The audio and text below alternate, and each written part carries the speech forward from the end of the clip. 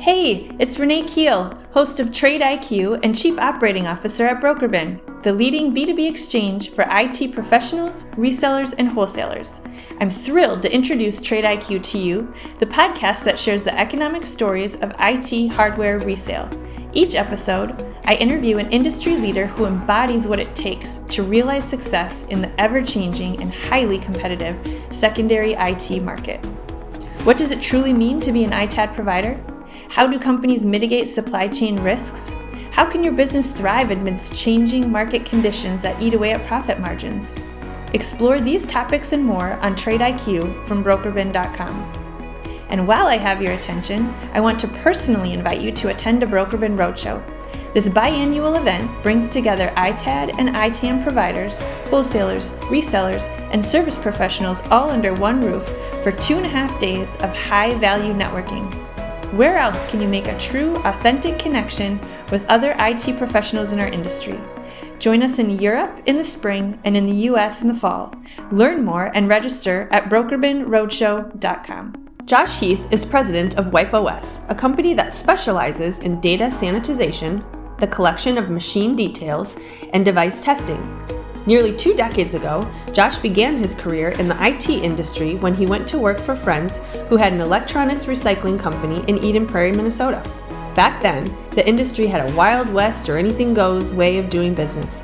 Even in 2018, when WipeOS first opened its doors, certifications, transparency, and verification weren't mainstream. In recent years, however, the industry has entered a new era with structure and international standards, and we're not done yet.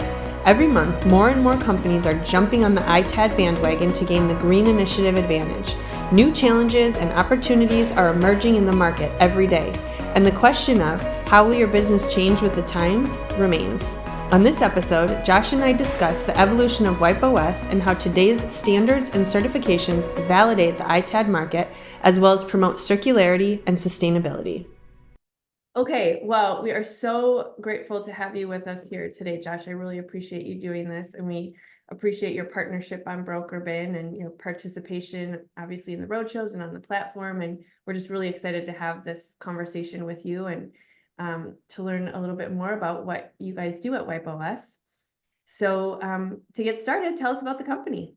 Yeah, thank you. And again, we appreciate it as well. I mean, we've been members of BrokerBin for a long time, gone to a lot of the road shows, and it continues to be every time that I think we've talked to everybody or seen everybody, just like our Nashville visit, I was just amazed with how many new faces and even some new faces from existing companies or, continued conversations from things in the past. And it's a great group and it's worked for us very well. So WipeOS is a data sanitization software, is a tool that does data erasure. That's the core, and that's what I always kind of start with as what we are. But what we've become over the years is more of a partner resource, mainly for ITADs. We do have some other verticals we work with, but we really like to focus on our ITAD partners, brokers, kind of anybody working with larger volumes of IT devices. But the thing that I think is always kind of hard to see from the outside looking in or not obvious is that beyond the data sanitization, we're also doing inventorying and testing and really helping to automate the whole process of, okay, you've got all these assets coming through your facility. How do you get good accountability for compliance and reporting, and obviously for your resale? What's the best way to sort of make that mousetrap work really well? And that's a continuous loop of feedback, improvements, new features that we add. So it's definitely a lot more than, like I said, just the data erasure, as much as that's the foundation of who we are and how we do things. We like to make sure we're trying to do as much as we can to help. Yeah, that's great. And how did you get into this business? Yes. So I was running around. I mean, it's a long story, but I'll give you the short version. I like this version of the story, so I'll tell it this way. But I was in the Army. I went and had a deployment years ago to Iraq, little adventure over there, and it was what it was. Cheers, thank you. And when I came home, I mean, it's a kind of nice, all-American story in my mind. I'm networking with all my friends. Some had been in college or graduated. It was kind of right around that time people were getting into their careers. And these friends of mine kind of had this computer recycling company, and they're going, we've got a garage kind of down here. We're picking up whatever anybody will give us, and we're figuring this out. And within a week, I think, of kind of seeing what they were doing, I went, okay, this industry looks like a lot of fun. eBay was just sort of getting going at the time. I So was it just was going to ask like, you, what was the time frame? so that would have been, oh boy, 2006, 8. Okay. Yeah, right Okay. around there. So yeah, I know I'm dating myself now. Uh, if the grades don't give it away, but yeah, no, it was a really, and I think everybody in ITAD can agree. It's one of those things when you learn about the business, there's so many streams of revenue. There's so many models to kind of do. It's not just a buy this and sell that. I mean, there's, some simple models, but there's also some really interesting and different ones. And I just kind of found that, there was just a lot there that, especially on the sales side, these guys weren't very, you know, just didn't have the what do you call it? There's a French word for this. You just came back from France. Oh, yeah. Uh, looking for the swagger, I guess I'll use that Okay. one. Yeah. But essentially, I saw that what was needed was a lot of outreach and figuring out ways to get that equipment in, and that just kind of locked me into the ITAD space. So I was doing that for about 7 years, and then kind of took a hiatus, moved away to California, did my Oh, own kind of ITAD sort of. It was okay. I kind of put it as like a 1 foot in, 1 foot out. I wasn't that committed, but it was fun. I found some stuff. I resold some things. And then as I started a family, came back to Minnesota, regrouped with those guys, and they were getting started with this whole software for wiping drives. And I Wow. became quickly a consultant in a lot of ways as we got started, because it was like, do we know if there's a market here? Would people use this? And I'm going, absolutely. From firsthand experience, from other clients and other associates we've worked with, other people we've met through BrokerBin, there Mhm. was just a need to get a better solution than what existed. And what existed was, sort of expensive, sort of the support was really missing. And that's what, for us, we're technical enough, but at the same time, you get to a point where you get frustrated and you say, okay, this isn't going to work for us, or we don't want to, go down this rabbit hole. And so we said, okay, let's try building our own. And as we did that, I mean, it wasn't easy. It definitely came with a lot of trials. And the thing is, I think we got really lucky in our first two developers that were really fundamental in this, and they got it. They, years later, they look back and go, well, we wish we would have done things differently, because there's Oh, things in the of code course. that'll never go away and Yeah. they have to live with, I and know that's a that part story. of software. Yep, yep. But it was, it's really, for me personally, it's the project of a lot of this, and that's what got me excited about ITAD. And then in this scene, it still is one of those things. Every couple days, every couple weeks, we have some new idea or new feature or new conversation. So it just keeps developing, and it's Yeah, fun. It's definitely that's fun. great. That's Yeah. great. I love it. I love it. And so, about the sort of market as a whole, what are the industry trends that you guys are watching? Yeah, the big one has been the verification conversation. So in Okay, wiping, and especially around R2 V3, there sure. was this huge shakeup of everybody saying, "Hey, great, you're sanitizing drives, you're using great tools.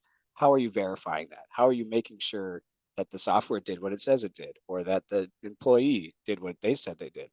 So we took our time, and we now have, coming out in our next release here, it's kind of sounds like a commercial a little bit, but it's just the timing of things. Yeah, we'll have a verification feature built into WipeOS, and what basically allows users to do is, one user can go through, wipe 100 drives, another user can log in, meaning making a third-party verification. They can log in and run a verification and see what kind of the data is on that drive. Is it all zeroed out? Is it random ones and zeros? And then they can confirm and verify that that drive's been wiped. So it's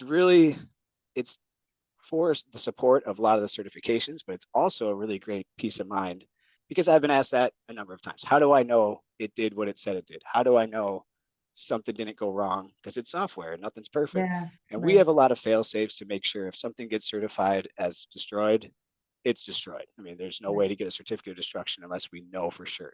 But Yeah. I like that. There's a part of me that, for years it was kind of feeling like, oh, don't take my word for it. It's not just Josh saying, we've wiped the drives. Now we'll have a little more of a resource for users to feel more confident, to be able to double check things. So that'll be big. And then we have a lot of other kind of day-to-day updates, but that's Sure. kind of been an industry trend that I think is Yeah. going to be, it's going to be interesting to see how this goes. Well, that's Doing it a super little bit differently. exciting. And do Yeah. I get to say you heard it here first? You heard it here first. Officially, I don't have a release date. In all things in Okay. software, I'm not going to paint us in a corner, but soon. This release is coming Okay. soon.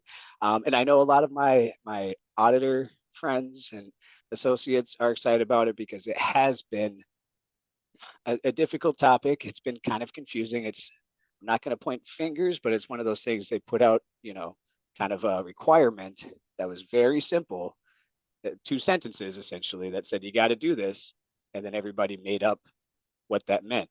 And so now, Yeah. after about a year or so, it's been flushed out, and we go, okay. And I've talked to Roger Gravy over there at R2. He wrote up some of this stuff, and he's been a Okay. great resource, and really just good about, you know, keeping things where they need to be from their kind of third party standpoint, but also being able to kind of confirm, okay, the way you guys are going about this will follow what we're looking for and does work.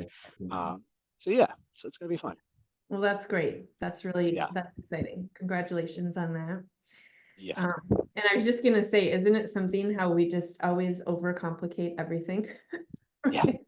Well, in this whole space, I mean, it was the Wild West, right? Like ITAD Yeah, and brokering and all this stuff had nothing forever. And it was right. amazing. It was the other side of the coin where you're like, anybody can show up with a truck and Yeah, say, yep, I got this. And 90% of them were doing all the right things, right. but there was nobody policing it. So it's nice now to know, there is a difference. There are outfits out there.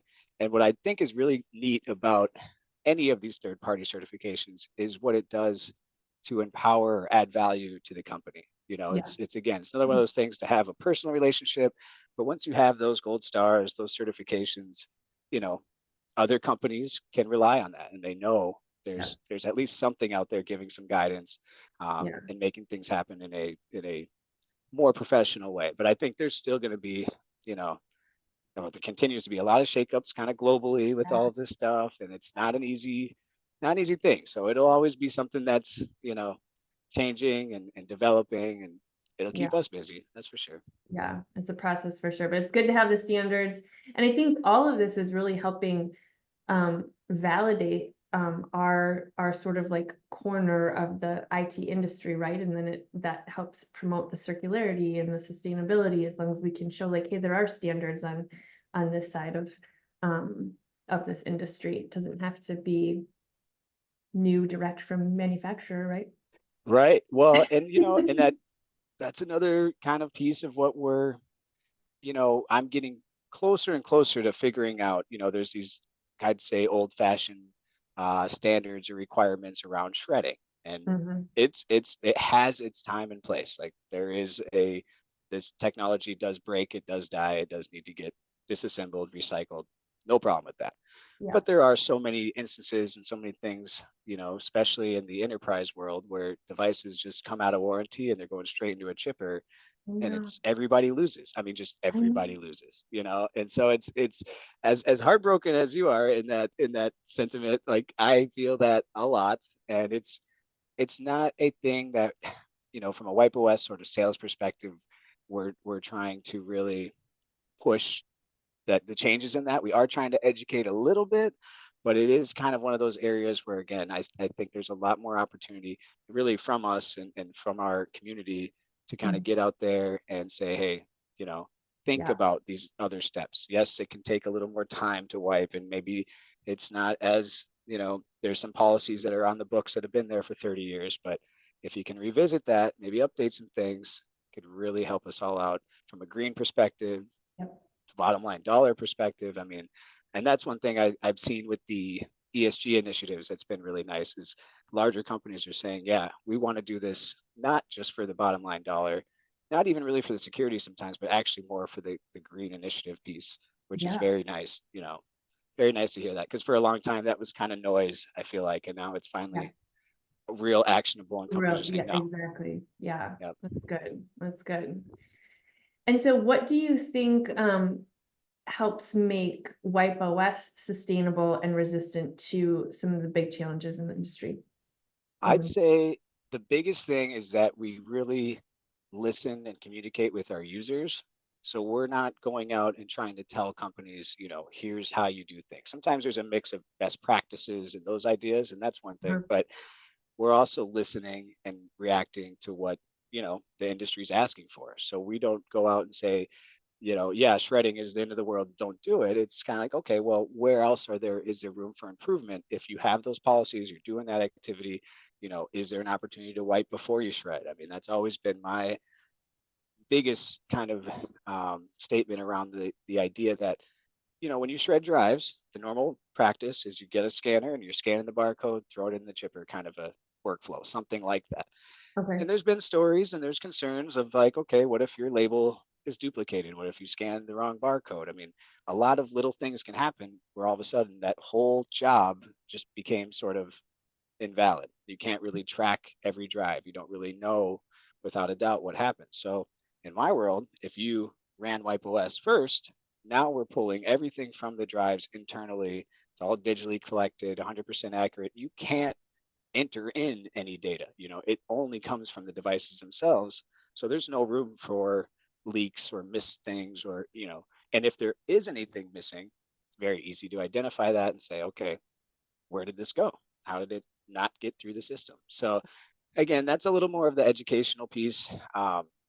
We are working on some things to try to, educate more in a broad sense, but it's tough because everybody hears it from a sanitization or a wiping solution and they think, oh yeah, you're just trying to sell us on this. And it's like, well, try it once, do it, Yeah. go through this workflow and you'll see it's Yeah. way more, there's way more accountability, no room for human error. And when you Right. have that, things are good. Yeah. Yeah. That's great. That makes sense. And do you feel like, Josh, there are any trends that you personally think industry leaders should be like wary of or cautious of adopting? Yeah, I'd say right now it seems like there's this idea that you can get one software to run everything, Oh you yeah. know? Yeah, a lot of companies are saying, well, and they'll look at WipeOS and they'll say, well, why aren't you guys an ERP or why don't you guys do this or this? And it's like, it's the amount of work, support, development, all of it that goes into each piece of these things. I mean, Mhm. you would be crazy to think, okay, if somebody advertises as I'm just the one solution that can do all of these things, I mean, Yeah. if they have all the resources in the world, maybe. But Right. realistically, what we're seeing and what I'm seeing is more of a group effort. You get your tools like your ERPs that, we integrate with that. So we're pushing info that way. And then they get another solution for some specific device, network gear, wearables is another new one that I kind of saw the other day. And I'm doing more, on my part to try to not just, I don't want to say partner because it's kind of sometimes just a very casual referral, but I want to make sure that any of our users that I work with, if they have a problem or they have something that we're not able to address, I at least have something to steer them towards. At least have somebody to say, hey, talk to this group over here.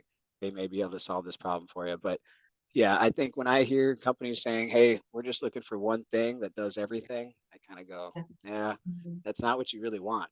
You Yeah. need No. experts in a You couple need the different experts things. and exactly. That's what I was just Yeah. gonna say. Yeah. Because you don't want somebody who can do everything like a little bit. And frankly, in general, I think for WipeOS, I mean, we have our hands full with a lot of what we're doing already internally, but Mhm. I do see, over the next few years or so, those kind of partnerships and that strategic sort of alliances and whatnot will make it so that, when we have those questions of, hey, we want everything in one place, it feels that way. It's Yeah. not Yeah. literally, but it's at least we can say, well, here's all the people in our under our tent in the circus Mhm. that can really Yeah. make things happen. So Yeah. our ERP partners have been awesome. I mean, all of them. I get asked all the time, who's the best, and I'm like, they all are great, and we work with all of them. That's So yeah, wonderful. And that's, a big part of that is because you're doing all this diligence and figuring out like who you want to work with and how it's functioning. So I'm assuming there's a lot of back and forth with you and these partners that you are working with, because Well, you that, and diligence. especially once we're set up and their users are using it, then we're behind the curtain and it's a little less formal and it's a little more honest and it's, hey, we opened a ticket, they responded really quick and they're just great. Or the other side, we had an issue, we didn't get a response for a long time. And sometimes Yeah. I've nudged those partners and said, hey, Sure. this reflects on all of us. Let's make Yeah. sure, and it's not easy. I mean, the support stuff is, again, it's one of the things that I think has really been beneficial for us, but it was, in all honesty, we were kind of forced into it in some ways early on in developing this because we didn't know what happened once this is out there in the wild. Sometimes it's like pulling teeth to get feedback, and that's all we Yeah. wanted was, hey, is this working the way you want it to go? Yeah. Where are the places we can help? And Yeah. eventually we got more of that, and that's how we got some of the features for the testing and inventory, because we were right there next to it, and users are going, hey, it'd be great if we could test all this while it's booted up. Good, Yeah. you got it. There you go. That's great. And what's the industry doing right, do you feel like, with respect to reuse and recycling? And then what do you feel like still needs to happen to achieve circularity in our industry? I think what's going right is there's been a lot more transparency for companies to share even their revenue, profit share. A lot of the things that were for a long time really guarded closely and kind of hidden, and there was a big disconnect. So now I'm seeing a lot more of just that. Hey, there's groups saying this is the market value for those devices. This is your return after all of our stuff we had to do, and everybody can agree that that's fair, that's straightforward. And it's probably tough for some of the, I'd say, old school ITADs who had those projects that could kind of quietly Yeah. go, be big numbers for their bottom line. And now it's kind of, a lot of that is now bubbled to the surface, and everybody's going, okay, no, the cat's out of the bag. We know there's some value in this stuff. Where are we sharing it? And then the second part of your question, sorry, remind me again. I went on my tangent. What do you feel like still needs Ah, to happen to help achieve circularity? there we go. That that is a good question, because I think the motivation's there. I think it's probably what I bump into the most are older policies that Mm. just nobody wants to touch, especially in like Fortune 500 world. You Yeah. know, it's a board of directors or a large group that has to move mountains to make any changes, and nobody wants to fall on that sword. So they're kind of going, yeah, we've done it this way for 20, 30 years. I'm not going to be the guy to try to make these changes, even though Mhm. it would help us in a ton of ways. Vice versa, there are those champions that do get on it, and Mhm. that's pretty fun. I've been a part of some of those conversations, those processes where they're saying, yeah, we've got a basement full of drives we've just been stockpiling, and that was the policy. And it's like, Yeah.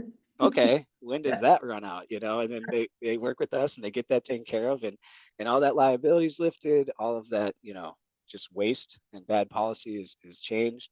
But it's a slow process. Yeah, it definitely takes some time. So I think it's a lot of those older practices that are just need to be updated and renewed.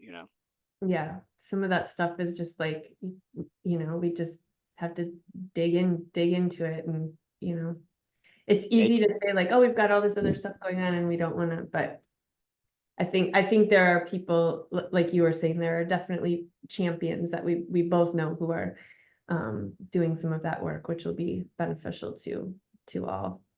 Yeah, and it's tricky, again, at bigger companies and things, it can put a target on them a little bit, because if things get too complicated or costly, you know, nobody really likes to have those conversations. But Right. in my experience, kind of on the sidelines, it has always been, at least for the initiative of it all, it's always a very warm, very positive thing. Mm. And again, things like just getting a bunch of data bearing assets out of the basement, I Yeah. mean, that's just a huge benefit to the Yeah. company, for everybody. And when they start seeing that happen, just with again, the champion or somebody sort of steering that, it Yeah. does tend to, set some dominoes in motion, and they go, oh, where else could we Yeah. lighten the load or do things Yeah. smarter? Yeah. That's great. That's great. And so, Josh, on a little bit more of a personal note, what motivates you to keep doing what you're doing? Yeah, it's definitely the project kind of piece that I mentioned earlier. It's just, there's like, always feels like we're just getting started, which is the weird thing. Like we've come a long way. And I remind some of my lead developer who's been with us. I mean, this is about 7 years. I think in April will be about 7 years for WipeOS. And our lead developer's been, him and I have been there, since the beginning. And these guys all have their character traits. Developers have a, sort of a cliche and a stigma, and it seems to always be sort of true. But I'm constantly reminding them, like, hey, not that long ago, we were doing all of these other tedious sort of tasks. Now we have some other tedious tasks, but they're a little more advanced and a little bit smarter, and we're able to grow the team and sort of delegate some things. So it is really just, I feel like there's still just so much we can do as a software, but I also think there's a lot of things that we've gone after kind of what we know and pursued a lot of that. I think we're at that 6-7 year mark now where we can start to sort of think about how else could this software be used, or where else does it fit into workflows. Like I said, a lot of the on-site projects, that's always sort of existed, but now that's a more common conversation in a lot of groups, whether it's the companies doing it internally or partners that want to go out and do it as a service. They're understanding that, okay, we could build out a whole system to do this, and this is a great service offering. And so I'm curious to see where that goes. I'm curious to see, it's a lot of curiosity. Like I said, the project of it, it's like, where can this thing go? What can we do next? And because of that relationship with our users, I mean, we've got, I think about 400 or 500 users worldwide. Not every day are they using it, but they've got one of our appliances, they've checked us out. And so, we get a lot of good perspective and feedback that way. It's Yeah, great. that's wonderful. It's fun to be I mean sometimes it can be overwhelming, but it is the motivator to be in something that's just kind of constantly evolving and developing, and Yeah, part of me wishes this was like a set it, forget it. I You know. just download the software and you're done, and we never have to touch it again. But no, Yeah, that's definitely not the case. So yeah, it does keep me involved, and it just is. It's one of those things where new devices come through, and that's a whole, well, now we got to solve that problem, and yeah. there's different workflows. And I mean, we had, for a while, I was concerned with drives continuously getting larger in storage, so wipe times Okay. would take longer. But um, some of the manufacturers and the good people that make these devices made them smarter, and they can take advantage of different wiping methods. So then that totally changes just in a few weeks. Yeah. And so we've seen that. I mean, recently there's the purge or enhanced secure erase, as it's called, and it's taken drives that can take hours in a normal or sort of one pass wiping method to minutes, as long Oh, as they can take wow. advantage of that hardware that's there, the firmware that's there. So, and this is where it starts to get layers and layers of kind of difficult subjects, as far as what wiping method do you use, when is it available, how does it all work. And so that's another thing with our pending update and a lot of our materials we're revamping. It will be a lot of that education piece of saying, okay, there are a lot of things that have to be in line. If you want to wipe a 4 terabyte drive in 2 minutes, it doesn't, that you can't just stick it in any machine. You got to have the Wow. right hardware. You got to know what you're working with. Is So it that does possible change. to do? You can wipe it in 2 minutes? Yeah. Wow. Yes. Yes. Oh, Certain drives okay. with certain hardware. It'd be the NVMe drives that have the enhanced secure erase available on them. And we're doing a lot to try to make those things clear in our system, so that any user that connects them can know, oh, is that available or not? And if not, here's another option. Okay. And that's kind of what we have now, but we want to try to automate more of that. Because it is one of those things we usually see, especially in the ITAD and broker worlds. WipeOS is in a facility, then it's delegated to somebody on the floor, and Okay. they may not get that same training that we gave to sort of the administrator. So, they pass on some of the info and kind of say, here's this box, here's what's, behind me, go put drives in there, and good luck, kind of, Yep. And Yep. I make sure there's efforts in place. Like when we get support emails, if it's an email we haven't seen, I try to make sure we reach out, maybe have a webinar call it an onboarding or training, but just make sure they know, we're here to help. They don't have to feel like they can't reach out or talk to us. I want those people that are using WipeOS every day to feel confident in it. I also want to make sure they know that we have these other features and things that might not always, a button might not look like a button, but it is. Things like that, little details that can really kind of change the whole communication and the way they use it. Sure. Yeah. Wow, that's great. That's great. And so what have you, actually, I want to ask you this question. I should have asked you this earlier. What was your degree in? Were you like engineering or what? No, I'm a Oh, good old, I did a Normandale Community College 2-year associates, and then I bounced around in some business school stuff, and then wow. the world of, yeah, the school of hard knocks, I guess you'd say. I That's mean, amazing. it's interesting at this time too, because there seems to be a lot of movement in the world as far as, people are kind of shifting different places. A lot of things, especially around software, Mhm. are different or have changed in the last few months. And it's one of those things where, again, I'm still so curious about the project of this. It keeps me personally involved.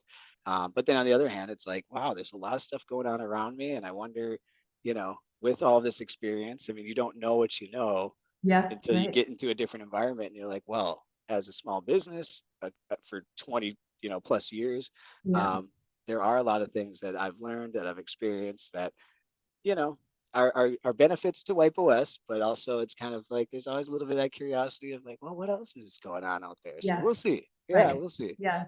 Well, that's great. That's great. Well, what have you learned from other generations that has propelled you forward in your career? So besides Oh, your, just general experience, do you feel like there's um, been people before you that you've learned from?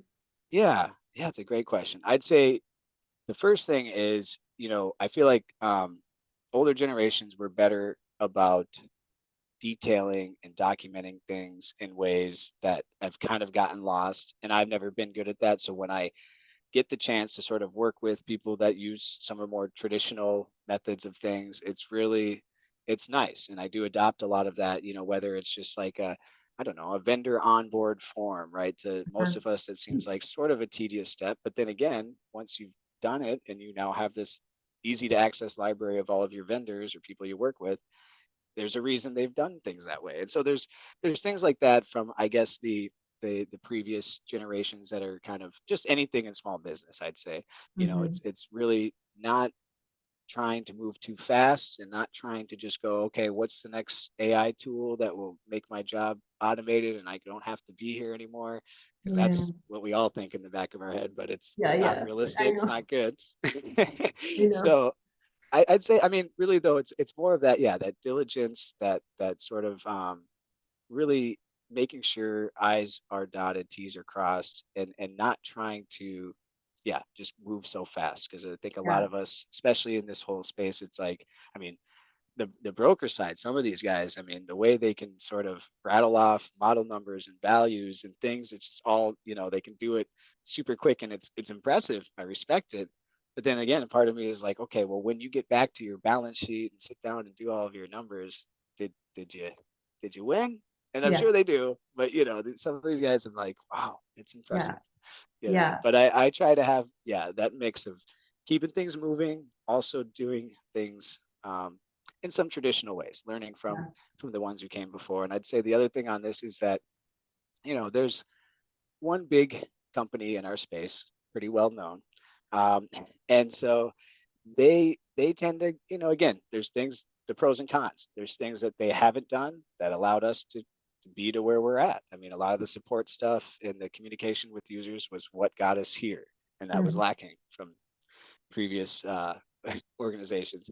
And then at the same time, though, they do a great job with educational pieces, with case studies and things like that take time and diligence, and is not my strength, but I see it and go, okay, I can learn from that.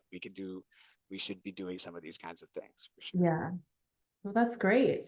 I mean, Yeah, that's really good to be able to, um, take from what, and maybe that you might even consider them to be competition, but in the yeah. long run, it's good for the whole industry, and it's good for everyone to sort of learn from, what's working and what's not working, and Yeah, absolutely. I mean, that's the thing. I say this about all my competitors too. It's a nice environment that way. Like, as much as we, professionally, you want to compete, There Mhm. really isn't. I rarely ever hear any sort of derogatory mudslinging kind of things.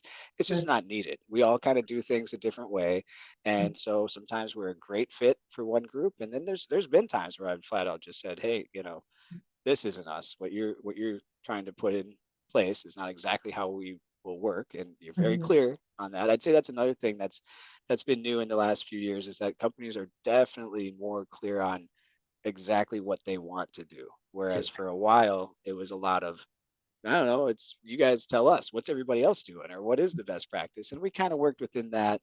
But I think now I really appreciate when somebody, kind of is able to say, hey, here's our exact workflow. Here's what we're going to do. No Yeah. questions. Can you guys support this or not? And it's like, okay, that's a fun way to do it, because Yeah. especially again from my team being developers and the way they think, that kind of guidance is ideal versus anything vague that's sort of anything vague. I mean, they just can't Yeah. operate in vague, and we have a Oh, hard it's time yeah. with that. So Yeah, of yeah, course. We always say like you just have to we want to play the game. You have to tell us the rules, you there know. you go. We have to There know you how go. to we have to know how to play this game. So yeah. And I do think back to the kind of competition piece of it, I actually really, really firmly believe that healthy competition is important for any marketplace or for any industry, for any, we don't want you need that. Yeah, it's the backbone of our whole economic. It's the promise of Exactly. America. Come here, Yeah, compete, and if exactly. you have something that wins, you get ahead, and if you Yeah. don't, try something else. Yeah. It's necessary. It's a necessary piece of the puzzle for sure. Yeah. Yep. So, well, tell us what you are curious about that has nothing to do with your job. Ah, well, I have some young kids, and Okay. 6 and 3. So of course Oh, yeah, boy and girl, and they're tons of fun. But I'm curious. I mean, that's really just their whole world and the way things kind of happen, and the way, I mean, all of it is just so different, obviously, than when we grew up and that all of yeah. that stuff. But I'd say a lot of my thoughts are around, okay, the education system for them, the Mhm. culture that we have just broadly in all things from screen time to Oh, music, yeah. all of it is just, it's a lot. And I think a lot of, you know, friends of mine and other people in that I know, clients and consultants and such, I mean, there's a uniform sort of like agreement that, hey, technology is really awesome, but boy, it is really hard when it comes to the little ones and monitoring that, trying to keep it off, trying to keep it the right kind of content. So anyway, I think about that stuff a lot, and I'm the big one shutting down every device and screen. Meanwhile, I have my 3 screens on my desk and my phone that I'm trying to knock out stuff occasionally after hours. And I do appreciate that though. Anytime you've got, a little one around kind of tugging at you and you're like, okay, you're right, you're It's, the priority. Work will get done. But yeah. yeah, that's a lot of what I'm thinking about. That's not. It is still, it's kind of work related, but at Yeah, the no, same it is. time, Yeah. it's But getting it's that big. separation. It's a big thing. I mean, it's a really big thing. My kids are older. Our youngest is 11, but I can tell you that like I can't even tell you the number of times where I've said to my kids like off the devices, like this is enough, put it away. And I'm saying that like with my phone in my hand or Yeah, my laptop open on the counter or whatever. And then I get called out like, Mom, it's tough. it's tough. Okay, so tell me a little bit, Josh, about the core values that you strive to infuse throughout the culture at WipeOS. Yeah, it really, I mean, it comes back to really kind of old fashioned, simple, just common courtesy, respect, professionalism. I mean, the thing that I've learned, again, not to say all developers are the same, but we've had a lot of them come through our doors, and there usually is this, idea that they don't necessarily want to interact with people, or the reason they went into development was to stay behind a keyboard. And I don't really like that. Don't really allow that. I want the people that have built this thing to interact with the ones using it, and it Oh, served us really well. So that sort of culture of, hey, we can all talk, we're all partners here, we're all working together, has really worked well for us. And I think that'll continue to make this something that, and I'm hearing it more and more, we have a reputation a little bit now out there in the world. WipeOS is, you know, very good about the support, but also the communication. And I just think that's a really great way for us to be able to capitalize on those relationships, but also make sure we have trust and we have, you know, an adult relationship, professional relationship where people don't feel like they need to be angry about the things they don't like in our software. They can share that Right. with us. You know, Yeah. it's fine. Bad news is still good news. You know, we want to hear it all. That's Um, great. so that's the culture, I'd say, in a broad sense. Is just we're a partner with our users. We're trying to work with them. This isn't something that we just say here, good luck. It's definitely like, hey, let's keep working this out. Oh, new stuff came in. You've never seen it before. We've never seen it before. Let's figure it out, you know? That's great. I love that Yeah. kind of engagement with your clients. And it's actually one of the things I think about at BrokerBin all the time too, is that, like, you know, we're only as good as the same as you, the value that it's bringing to the clients, you know?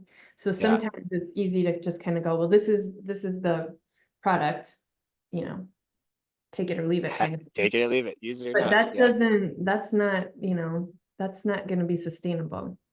It No, has and to you be just working. It you has to just be reminded working. me to I'm gonna beat up Wallace again on this one. I love kind of pinging him and because we've had, I mean, WipeOS has sort of an interesting relationship with BrokerBin, but I think, and this is kind of, well, it's all on record at this point, but I think there's probably a lot more we could do for our hard drive buyers and sellers that we're not doing with BrokerBin. And Okay. so he and I have kicked around some ideas, but I mean, I know there's some things that you guys do well with, you know, just simple advertisements and some other things that we haven't really taken advantage of. So Yeah. I am gonna, when I say beat him up, I mean that the best way. You I can like beat to him give him, up. yeah. That's Well, fine. the best story with Wallace too is when we first met you guys, I put him through the ringer. I don't know what it was. It was just like, and it wasn't just me, it was my partners or whatever, and they're all going, oh, no, get him down $100. No way are we going to pay that. And he's like, who are these guys? What's going on? He never had that kind of pushback or whatever, and he dealt with it great. And I'd still, Oh, every good. time I see him, I'm like, man, I'm sorry, that wasn't that. It was, you know, looking back, it was kind of, we were just small, and we were, you know, every Sure. dollar, we were nervous about Yeah. everything we did, No, and that's so it great. was, yeah. But you know, in small business, you're kind of like, okay, there's certain things, you know, when you can sort of negotiate, and then there's certain things where it's like, again, take it or leave it. Are you going to Yeah, use this or not? You know, it's not an arm and a leg. You'll be fine. But Oh, yeah, that's I do want to explore some more things, revisit some things with you guys and with him. I think we're not doing enough to help hard drive buyers and sellers. I mean, we're very focused on our software and what we're doing, but I think we have all of the details about these drives. This is yeah, great information, and it's yeah. going through a lot of additional steps where we should be able to kind of streamline that more and say, hey, here's all these great grade A 4 terabyte drives. Who likes them? You Yeah. know, Oh here my we gosh, go. well, we would love to work with you on figuring out a way to sort of harness that information and get it to the marketplace and all of that. Yeah, that would be wonderful.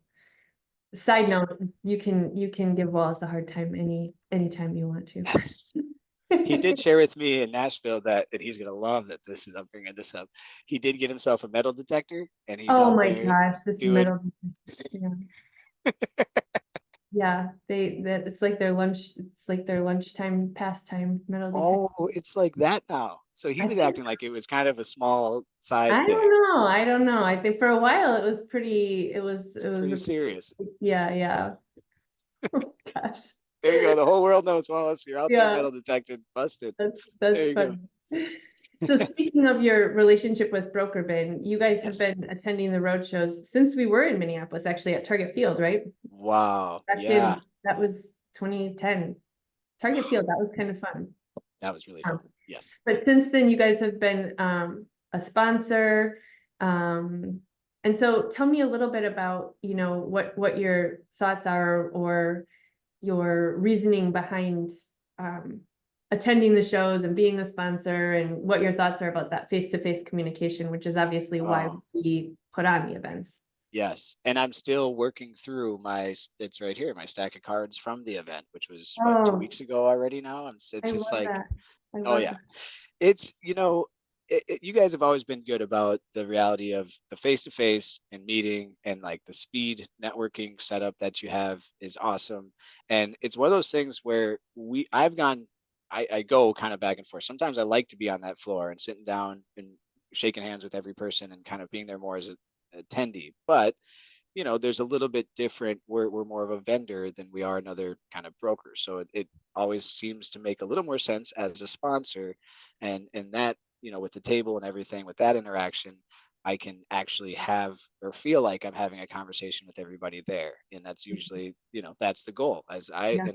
and that's been our approach with WipeOS. Is really, it's not about just talking to the biggest company and the biggest deal we can get. It's literally, at least for me, I want anybody who touches IT assets at least be familiar with what we're doing, because you never know what comes up with associates they have, or internally, if they say, yeah, we do need something, we've had that conversation, they know kind of what we're up to. But all in all, BrokerBin's been, and I was saying this at the conference in Nashville, in all honesty, it's crazy how many events there are now. I kind of, with this upcoming one, I kind of overdid it this year for what I feel like I can, in just that, the cadence of every couple Yeah, months did something, exactly. and it's like they all snowball in their own way. But what I really took away from this year's, and what I appreciate about how you guys are doing things, whether or not it's intentional or not, it's manageable. As a sponsor, I can feel like, okay, there was, a room of 300-400 people there. I can feel like I can have a conversation with most of them realistically in the next weeks and months or whatever. Right. Whereas sometimes some of these other ones where it's, huge numbers, I mean, you can't even, it's a fire hose, and you just sort of, it's too much, and you have weird stuff that doesn't even relate. It gets really kind of Yeah. confusing. So Yeah. I Yeah. think you guys have stuck with a good model. I think there's, a lot of there's a lot of tradition kind of around it, again, that face to face, Yeah.